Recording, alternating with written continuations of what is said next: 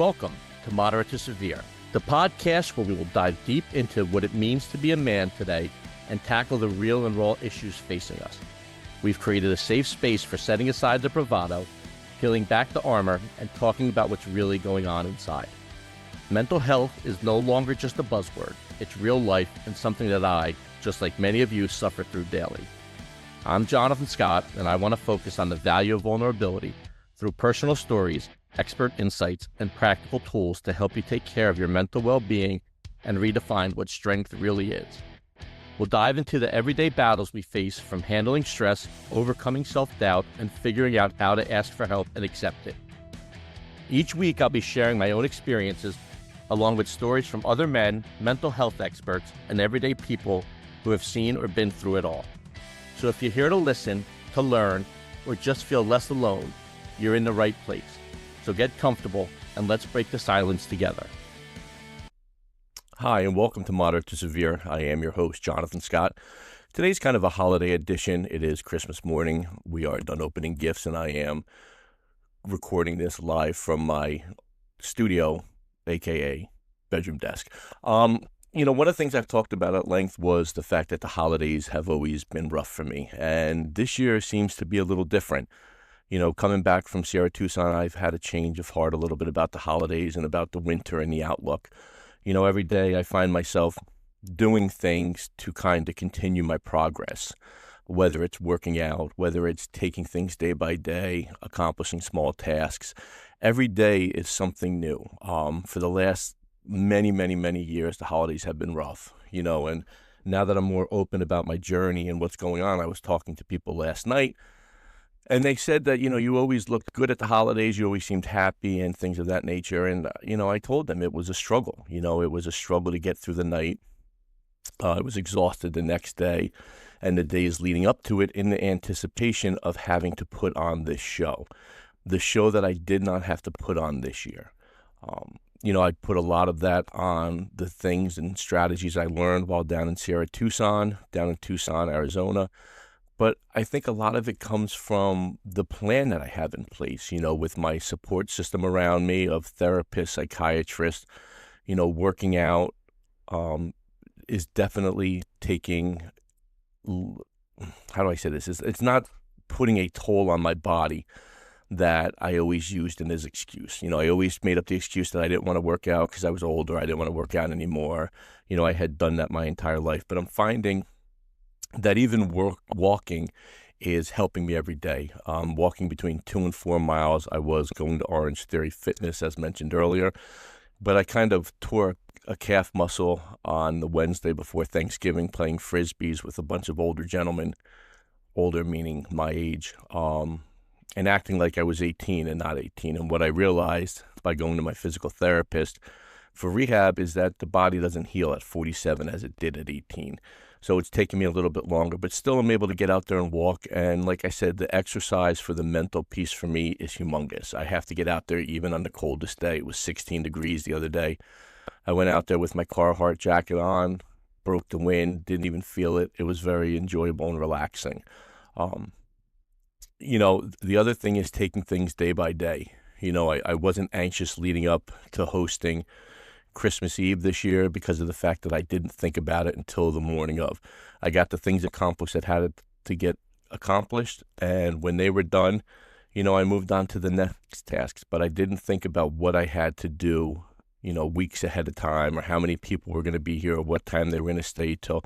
All the things that in the past would bother me and would kind of set me back. I took it day by day, and we got through it, and it turned out to be a nice evening. May have had one too many cutwaters, but listen, we're all human. Today's guest is somebody who reached out to me pretty much the first time I ever made a post about anything. And when she reached out to me, she kind of pretty much said, "Hey, Jonathan, mental health stigma is not only a male problem, it's a female problem too." And we got to talking, and she was very open about everything, and I decided to have her on. A lot of her story kind of runs parallel with the feelings and emotions and things of that nature, but she was very honest, and we talked and we chatted, and It was a good conversation. The next couple are really good, next couple episodes. So today I'm going to introduce Mary Claire, and we're going to talk, and you'll be able to hear that interview. And then next week for the new year, I have the CEO from Sierra Tucson actually coming on, and we had a great conversation also. So without further ado, I'd like to have you listen to the interview with Mary Claire. So, I want to thank my next guest. This is the second time. The reason for is we recorded this interview, and then due to some technical difficulties, the recording didn't take, so she was kind enough to come on and go through the whole story again. And if you know, I've talked about the trauma that people have going over their stories time and time again. That's one reason why some people do not look for therapists when they can't find one, or they don't have one they like, because they don't want to go after the story again. But Mary Claire was kind enough to come back on and kind of tell us her story again. So thank you, Mary Claire. I appreciate it. Well, thank you for having me again. You're welcome. It seems like just 6 hours ago we were talking. Tell the listeners a little bit about yourself. So I'm 44 years old. We're from the same hometown of Freehold. I'm a mother. I have a 22-year-old autistic daughter. Married for 18 years now, and our older sisters are best friends. Right. So, this played out kind of the way we came about was I had started posting through sharing of some of the posts. Mary Claire and I were talking. And one of the things that she kind of brought to my attention was the fact that when I started this whole, I don't know if you want to call it an initiative yet, but this whole podcast, I really kind of focused on the men's mental health and the value and vulnerability and masculinity, not really paying attention or not really focusing on the woman's side of it. And what I'm realizing through the conversations that I'm having with people and the emails and the text messages and the direct messages is that there are a lot of women who kind of feel the same way. So what I thought, and Mary Claire was good enough to do, was to have her come on and pretty much talk about her struggles. What you're going to see is there's a lot of parallel between her and myself. So let's go and see what's going on. So you may have not known it at the time, because I know I didn't, not until I was later on in life, probably in college. But when did you first realize that there were mental health concerns? When did you notice it and then kind of fall back and say, wow, that's what that was going on all those years? I was aware and conscious of it in my later 20s. In my earlier teen years, I was just kind of going for the ride of, mom wants to put me in therapy. And in hindsight, actually, I think the therapy was more for her at the age of 13. And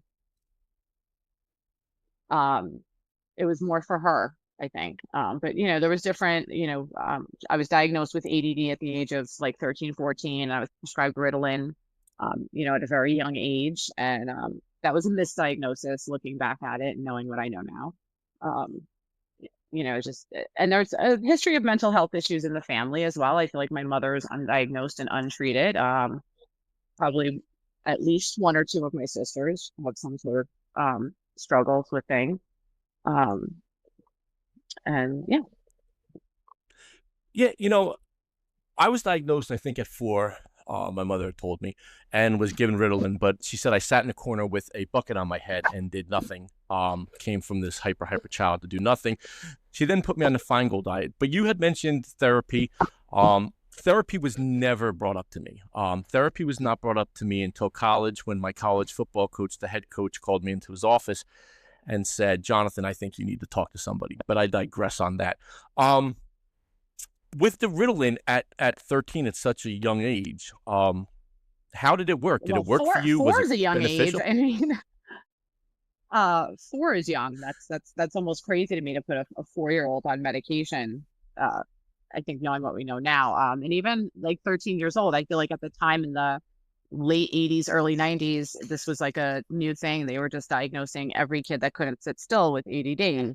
And, every kid that was a problem has ADD and they have to be medicated. And, as I was on that medication through high school, I actually ended up, selling it, and people were using it recreationally. And I just stopped taking it. Right. Okay. So you diagnosed, you didn't really take it. So we're on the same path. My ADHD was diagnosed as a kid and then has not been really re-diagnosed or looked at until I got to Sierra Tucson, which I'm going to talk about a little bit. But that was for me almost 35, 40 years of not having the correct diagnosis with the ADHD, or having it but not really treating the symptoms of it.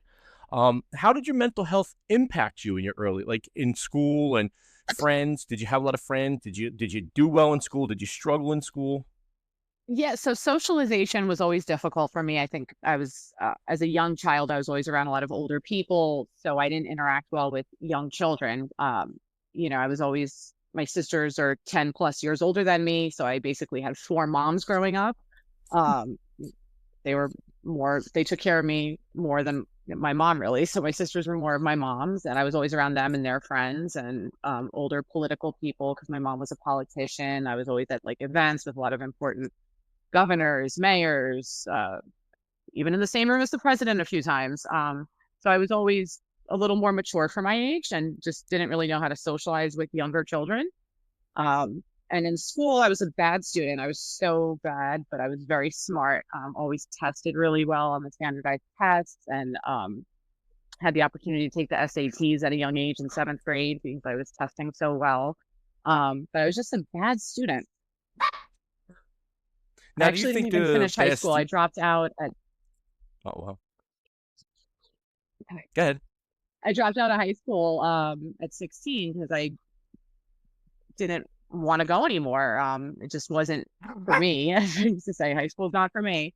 And it was a fight with my parents, of course, because they weren't just willing to let me drop out of school, but they also couldn't force me to go either. And I always actually threw it in my dad's face because he was also a high school dropout, and he made a successful career for himself as a systems analyst because he learned about computers at a young age. So he was like, "Oh, you didn't graduate high school either, why should I?" Yeah, it's funny because my high school was, I was very smart, like you said, on the standardized test. I did great. My parents would look at them, and I would be, 2 or 3 grade levels ahead.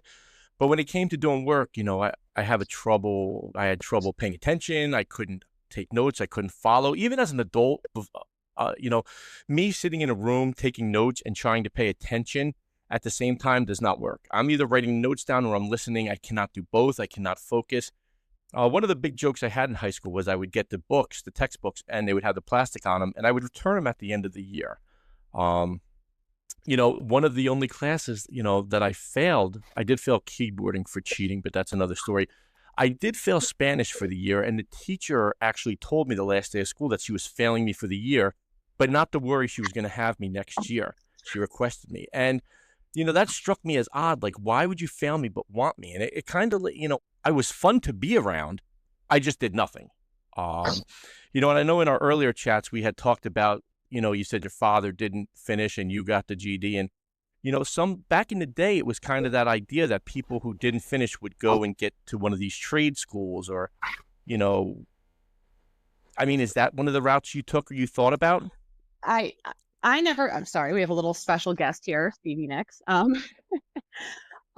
I personally never thought about trade school. I just wanted to work. I didn't, my mentality was, we have to work for a living. Let me just get out there and work for a living. And then I eventually went back and got my GED and eventually earned a bachelor's degree. And, now I manage two successful dermatology offices. I run a staff of about 11 people. Um, I consider myself, even as a high school dropout, a successful adult. Um, Even with all these struggles I endured for the last 20 plus years. Yeah. And when you say the 20 years, do you find that, you know, the pathways that you looked for help when they were younger, are they some of the ways that you still look now for help? Or, what was helpful in those 20s when you were getting things together?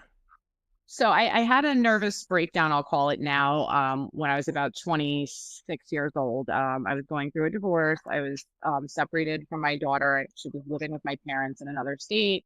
That was by my own choice because I was trying to get my life together. And I was facing a lot of criticism too at that time. I was being called a bad mom left and right. And, the reality was that was what was best for her and it was what was best for me. And actually, now that she's grown, if you listen to her tell it at 22 years old, she says, "Oh, I lived with my grandparents while my mom went out and found me a new dad." And Oh, that's it. I was out finding her perfect father, and I did. So that's her memories of it. um so that's great. That pretty much sums it up in the Cliffs Notes version. But that breakdown landed me in Bellevue Hospital, just for an overnight stay, but I was heavily medicated overnight. They didn't see the need to keep me. um I said I was having suicidal ideations, but it was more just depression coming to a head, and the combination of using alcohol and probably cocaine at the time. yeah, but the using of alcohol is a lot of times used to mask other issues. It's a And that's symptom. right.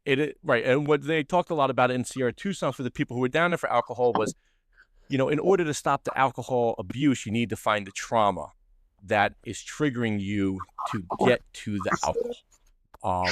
And that's kind of the thing, and the buzzword is the trauma. Where's the trauma come from? What is the trigger point with the depression? What is the trigger point for you drinking alcohol? What is the trigger point? So we're looking at all those things. Was that breakdown pretty much the turning point where you decided about the help, or Yeah, that triggered, my husband, who was my then boyfriend at the time for a very short amount of time, witnessed this whole mental breakdown, and stuck with me through it. God bless him. And I went back to school, and that's when I started earning my degree. And I found a more full-time stable job, as opposed to working in restaurants, very haphazard. Like, if you're familiar with the restaurant business, it's not stable income, and it's not stable employment either. Turnover is very high in a lot of restaurants. Anyway, not a good way to make a permanent living. Um, so that encouraged me to go back to school and get into therapy and get on medication. So I started seeing a psychiatrist and a talking therapist at that time regularly. the okay, so regularly, that was my next question. Did you go Yeah. regularly? Because I did that. I played the game, I called it. I was always a good soldier when it came to that. And I hear you talk about your boyfriend, who is now your husband. Was he aware of it at first, or did it kind of just, I don't want to say, it's weird because we say, that comedy comes from darkness, and being someone who suffers from depression and anxiety. And when I explain it to people, I don't want to say laugh about it, but it's almost like, people don't understand where you're coming from. And it's one of these, such a dark topic that if you hold that darkness in you, when you're discussing it with somebody, it almost scares them off. It's almost like where we need to provide the story to them and also provide them with the understanding that they can talk about it. Mhm. How has your husband been from that beginning point to now? Because I know my wife of 20 years is the first person to ever really know that I struggled with this. And one of the big things I talk about a lot of times in my monologues is the fact that,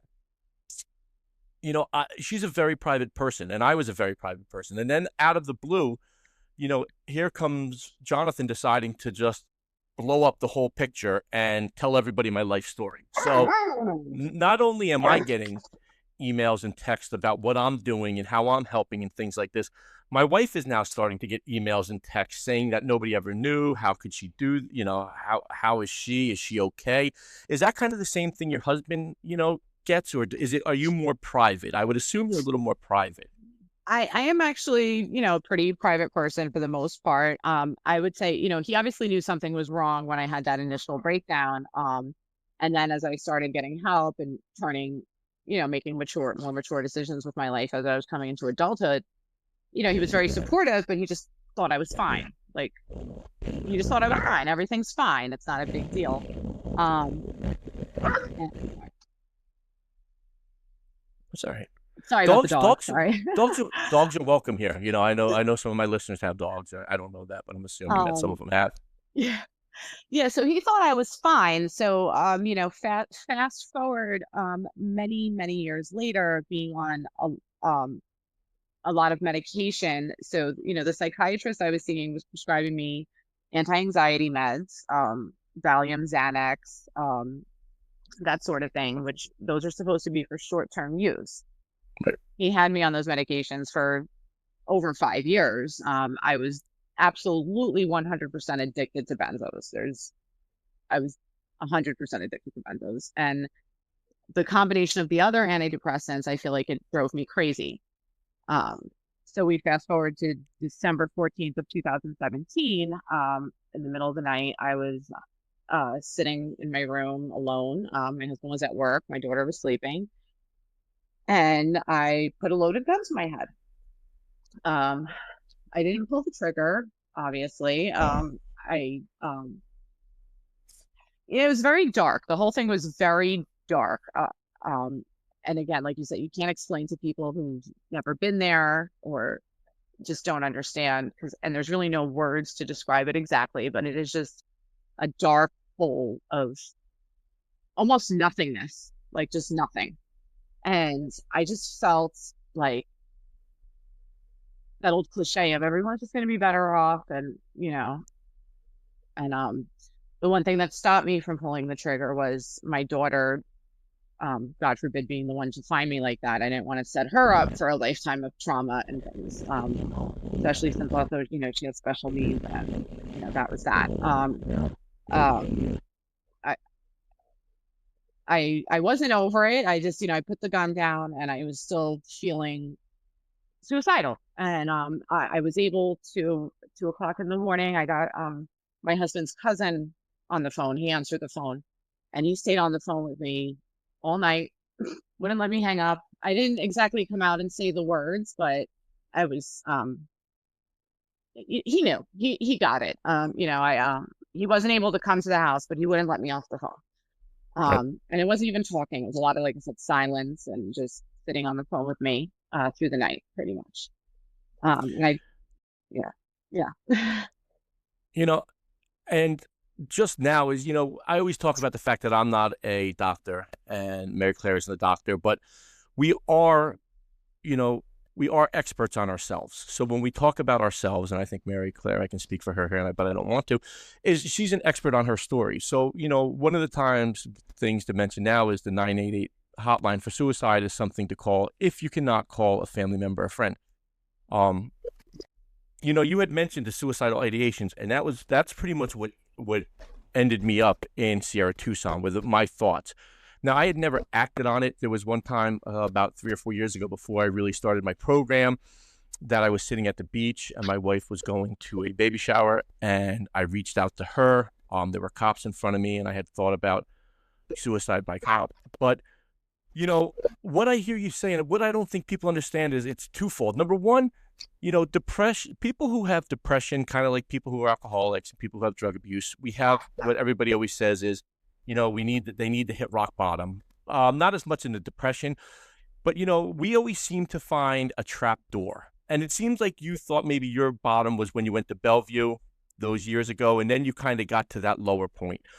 I can understand 100%, and I know some of the listeners are not going to be able to understand it, but that darkness when you're in it, and agree with me or disagree with me, Mary Claire, that's totally up to you, and I look for the discussion. But in my eyes, when I'm at that low point, it's almost like, what am I doing?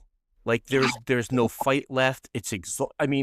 You are just exhausted from trying to stay ahead and trying to, keep your feet on the ground, and just you're exhausted, and that it's going to happen again. That it's not the last time, but you put up the good fight last time, and you're wondering why. Are those things? Do they kind of do they make sense to you? Am I kind of on the same path as you? 100%. Yeah, 100%. That absolutely rings true. Absolutely. It, it's exhaustion.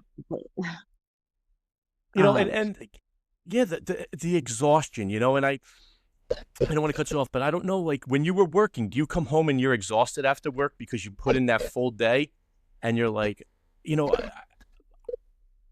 almost looks as laziness because you come home and you just want to lay on the couch, but it's not.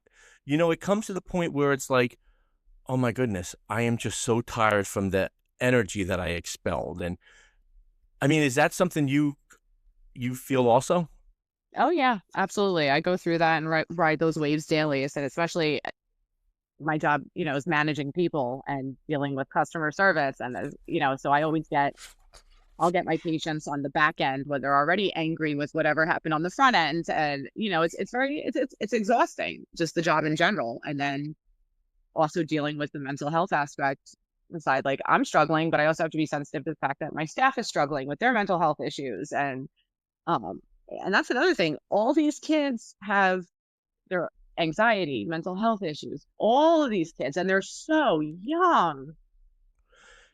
Yeah, I did some statistics the other day, and what was it? It was close to 58.9, 58.1. So let's say 60 million people are suffering from it. The ages are varying, and they're younger and younger. Kids are feeling some of the effects of COVID. And here we are as the adults, and we both have children and families to take care of. And then on top of that, we have this depression and anxiety. And one of the things I tell people is, I can get a cut on my leg and, put some Neosporin on it and bandage it. And in a week, it's gone and there's no scar or anything. You and I and other people who suffer, we can go months. I mean, I know people who I've known for 20, 30 years who have had no idea that I've had this. I have relatives who I was close with. I spent summers at their house asking me about it. But it's always that fact that it could come back, at any time and just Mm-hmm. kind of show its ugly face to us. And with Now, that wait, said, let me ask you this, Jonathan. Wait, let me ask you this. So yes, with the relatives, is your favorite question, well, what are you depressed about? Do you ever it get is, it that? Like, is, I get that all the time. Like, well, why would you be depressed? What are you depressed right. It is the rundown I get. I get you're happily married, you have 3 kids, you live in a nice house, you have a good job. What are Yeah. you depressed about? And you start beating yourself up about that because you're like, I do have everything. Like, what am I depressed about? Like, what the hell am I upset about? Like, Well, I'm all not that fighting. stuff, no, and all that stuff gives you the gratitude portion of it because in order to, and I got this actually from Michael J. Fox, he's a prime example of optimism and overcoming adversity with his Parkinson's over the years. And he's a brilliant writer. I suggest anyone read his books because there's a lot of knowledge to be taken for it. You have to find gratitude in something, Right. one thing. And if you can find that one piece of gratitude, it'll keep you going. And it's Yeah. that simple. It's funny you say that. You know, for about the last 20 years, my wife, my therapist, everybody I know has been telling me to get a hobby. You need a hobby. You need a hobby. You need a hobby. Um, I have a friend from high school, Carly, and she's very inspirational. And when I was in Sierra Tucson, I was following her, and I was, I called her one day and just said, "You've really been inspirational. A lot going on. We'll talk about it." And she kind of pushed me towards this podcast. I'll get into that one day, but um, I found my thing. And I know we talked earlier, and there's other things like you told me earlier. There's things you have to do each day. Yes. Besides having a hobby. Like, what do you have to do each day to know that you are on the right path? Well, it starts by getting up out of bed every morning when the alarm goes off, which is very difficult because I am a habitual snoozer. I will hit that snooze button 30 times. That's me. I don't care. I like being in bed, but I have to put my feet on the floor and get up, work out every morning, have breakfast, walk the dogs, go to work. It has to be very routine. I have to make time for reading every day, journaling. This is all part of the therapy and part of the program. And it doesn't just apply to, oh, meditation is a big part of it too. This doesn't just apply to people with depression and bipolar disorder and PTSD. This should apply to everyone. Write in that Right. journal, exercise every day, eat right. Like it almost seems like it's too easy. Um, but a big part of that is doing the work and having the discipline and the consistency is the trick. And that's the hard part. Yeah. When I went down there, I started working out. When I came back, my excuse was I'll do it in the afternoon, the working out. And I was a Division I athlete, and I hate the gym. I hate the gym. I don't want to ever see a gym again. I don't want to run. I don't want to do anything like that reminds me of my old life. So I joined Orange Theory Fitness because somebody was like, you should join Orange Theory Fitness. And I was like, okay, I'll go look at it. I thought it was a half-hour workout. It was an hour. So that almost pushed me away right away. But I decided to join. I love it. It's a very competitive thing. You can make it competitive. I'm competitive by nature. But what I'm finding out is if I do not go to Orange Theory in the morning, it kind of sets my whole day. The release of just the chemicals in your body from working out and in that morning sets me up for the whole day. Got to get Um, those endorphins and that cardio, that heart rate up. Gets everything pumping for the day. yeah. So I know that you did something yesterday, which is part of your current treatment plan, and I want to talk to you about it because I do it Yeah. also, but we do different methods. So yesterday Yeah. for you was a what? Well, I did just want to, because I know this morning I touched a little bit on my hospitalization after the incident with the firearm. Right. So I went into Lenox Hill for a period of 2 weeks. I went in as voluntary, ended up becoming involuntarily there.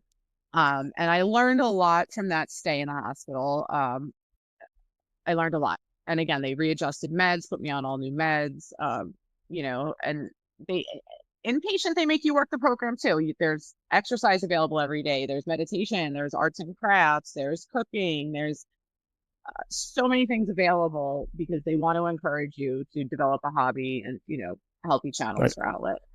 Um, and again, also, we moved out of the city and moved back, home for me, New Jersey. And I feel like getting out of the city was helpful, especially pre-COVID and not having to deal with New York City and that whole COVID pandemic. And I was off meds for a long time and doing okay. I started having not direct suicidal ideation, but just not wanting to necessarily, not caring if I live or die, not necessarily having a will to live, not having that gratitude maybe, and not having anything to look forward to. And then my immediate solution to that was, well, get a puppy. So I got a puppy. Listen, it helped. It got me active. It keeps me Right. accountable. It was a good idea. And then that puppy got a puppy. And then All right. there we are. So I started having, again, that deep, dark depression. Again, this was about the summertime of last year, 2023. And someone that I know from work lost a child and was very depressed, and her life, you know, just crashed before her eyes. And she discovered ketamine therapy. And after I saw her post treatment, she was a whole new woman. She was glowing, she was happy. And I was like, I'll call her Melissa for argument's sake. That's not her name. But I said, Melissa, I said, what did you do? How did you get past this? And she said, ketamine.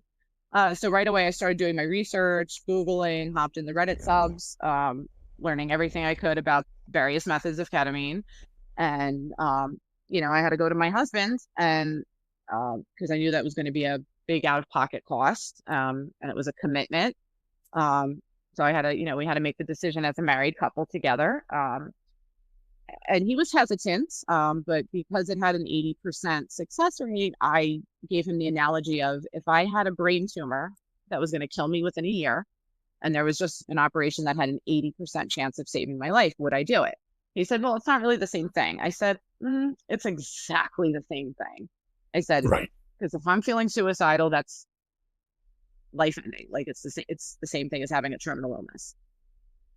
So we went ahead and did it. And I did the initial series of 6 infusions intravenously of ketamine over the course of about 2 to 3 weeks, and then started going on maintenance treatments every 4 to 6 weeks. And now, every couple months, every 2 to 3 months, I go in for maintenance treatment. And it's been very successful for me, in combination with all the other things that I try my best to do every day. And I'm very grateful for having discovered it, and I'm more grateful for having the means to be able to provide it for myself. As it's not something that's in my insurance plan. Right. Yeah, I think that's the tough part. And I had mentioned this analogy earlier, and I know you like it. So you get it intravenously, so you parachute right into the club. I Yes. get it nasally, so I kind of parachute into the waiting line outside by the bouncer waiting to let me in. But I think, the success that we're both finding from it, and I think what you mentioned also was the fact that it was just part of your program.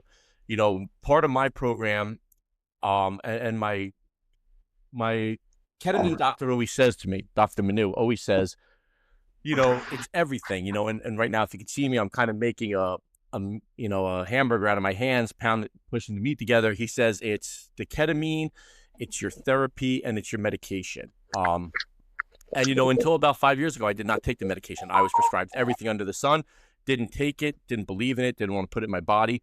But, now that I'm doing it with the ketamine and I get it every 3 weeks, I really find that it is beneficial. I'm a big proponent of it.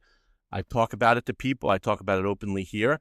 But I know that you were someone else. So, that's another one of those topics. It's not something that comes up like, hey, did you guys ever try ketamine? And people look at you like, yeah, in the early 90s I did when I went to the tunnel or the limelight. And then, Exactly. And yeah, and that was never, I like to go the other way. So that was never even my thing back in the day. right, But exactly. And I had no idea. I knew it was used as an anesthetic for like surgeries and stuff like that, but I had no idea that they were using it to treat PTSD and depression and chronic pain, migraines. It has a lot of therapeutic uses. Um, right, and listen, the interesting thing about these dissociative treatments is, like we said before, you have to get to the root of the why, like, why am I drinking, or why am I depressed, or why am I having these thoughts? And in order to get in touch with your trauma, it's hard, and it doesn't always come out in talking therapy. And I personally had things that I thought I dealt with 20 years ago that I came out of my first or second session in tears because I hadn't worked through those things, and I was very level, clear-minded post-therapy. Like, everything was just very clear and reasonable and rational. My critical thinking skills were developing as I went through the treatment, I want to say. I was able to pick apart, different things people might be depressed about, like your childhood. Okay, well, I had a good childhood. I had a nuclear household. So, okay, it wasn't that. What was it? And just had to do that deep dive into different experiences and things that caused the trauma and, the trauma responses and the depression. yeah, 100%. But I think the fact that it's working, um, do you talk openly with it about your family and your friends now? Are you becoming more open to it? I tell everyone I do ketamine. I tell everyone. Um, and reason being is because like I said, over the course of the years, I've tried any and everything. And really, that's what the ketamine is. The ketamine is a last resort. Like, Right, okay, we've already done these traditional routes, and either they've been ineffective or not right or whatever. Um, so it is a last resort. And also, it's probably not recommended for people that have substance abuse problems. I personally never had addiction issues. I partied and I used substances to cope with my trauma and my depression, but I never had the like addictive personality, if that makes sense. right, Um, and people that do, I definitely wouldn't recommend this. A great example of that is rest in peace, Matthew Perry from Friends. If you read his book, he says specifically in his book, he did ketamine treatment at a rehab in Switzerland or Sweden. And he, in the book, says he should not have been doing ketamine therapy. He was just doing it because it was something to do. yeah. And lo and behold, look, That's what, unfortunately, what happened to him. yeah. When I was in Sierra Tucson, I was able to do it because of the fact that I had been doing it up here, been being treated, but also because I wasn't abusing anything. There were a couple people down there who wanted to get it, but they wouldn't let them do it because they had abused drugs, or different things in the past. How are you doing currently? How do you feel today? And what do you do if you feel like that off day coming up? So one day post treatment, I'm great. I got up very early this morning. I got my workout in. I started doing chores around the house. We chatted and filmed this morning. And then, I had some other things going on in the house, cleaning up the fridge from the Thanksgiving food. So today's a good day. And just because I know the treatment is so fresh, I know probably this week is going to be a great week. But again, this is about me sticking to the program. That one morning, if I don't get up and I just sleep in, I'm not going to feel right the rest of the day. I'm not going to eat right because my appetite's not going to be stimulated. I might be cranky, and I'm going to get a migraine because I suffer from migraines too. And exercising and eating keeps my migraines at bay. And it's hard. There are days that I've slipped, and there's, I had to leave work because I got so sick at work because I got a migraine because I didn't exercise, and then I didn't eat, and then I got stressed, and then I got a migraine. I was nauseous, and I couldn't work. it's no way to live. I No. it's detrimental. I have to stick to the program, but it is hard, and I'm not successful every day. But I'm a human and I do the best I can, like, we all do, right? Yeah, and I think that's the big part is, we know what we have to do, and there are days where we knock it out the park, and then there's days where it's a struggle. And I think that's with anything in life. I think anybody would be lying to you if they told you every day was a breeze. One of my big things, I don't know what you think about this, is that I take every day, day by day. I started work on November 25th, I think it was. And on November 24th, I was laying with my wife, and she was like, "Are you excited for tomorrow?" And I said, "I didn't even think about it yet." And she's like, "What do you mean?" And I was like, "I think about the one day, it's Sunday night." And when I got into work the next day, I had like 1,500 emails, but that didn't bother me. But if I would have thought about it the night before, it would have bothered me. It would have set the tone for the next day. So one of the things that I do, and I don't know if anybody else does this, is I take it day by day, and I know you're talking about your working out and your journaling and all that, and I have that too. But my big thing, one of my big takeaways is to take it day by day. I don't know what your opinion on that is. I don't look back really, unless it's something pretty funny or pretty good. And I don't look forward too much. I handle the day that's at hand, and then I go with that.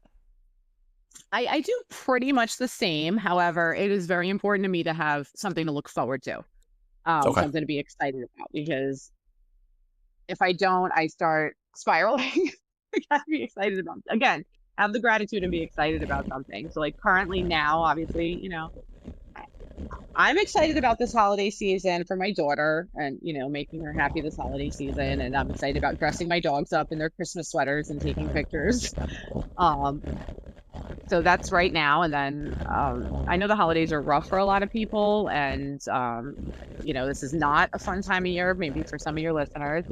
Um, so again, I just want to stress, if anyone is feeling down, they should, reach out and call 988 or reach out to someone they trust that can, that they can talk to. Um, Well, Mary Claire, I appreciate you doubly today. I appreciate you for the first interview. I appreciate you for coming back on and doing the second interview. Um, I want you to have a wonderful holiday season, and maybe we'll check up on you in a couple months to see how everything's going. that would be great. I'd like that. Mary Claire, thank you, and have a great day. Thank you. Bye. And that wraps up another episode of Moderate to Severe. Remember, it is okay to not be okay. Mental health is a journey, and every step counts, no matter how small. I hope today's discussion resonated with you and reminded you that you are not alone in this journey. Please do not use this advice medically, as this is just my story and my tales. If you need help, please seek it out from a medical professional, go to a hospital, or call 988, the suicide hotline. If you found this episode valuable, please share it with your friends or family. Let's crack the stigma and keep the conversation going. Don't forget to subscribe, leave a review, and join us next week. Take care of yourselves, and remember that reaching out for help is a sign of strength. Until next time, keep looking after your mental health and supporting each other. This is Jonathan Scott. Have a great day.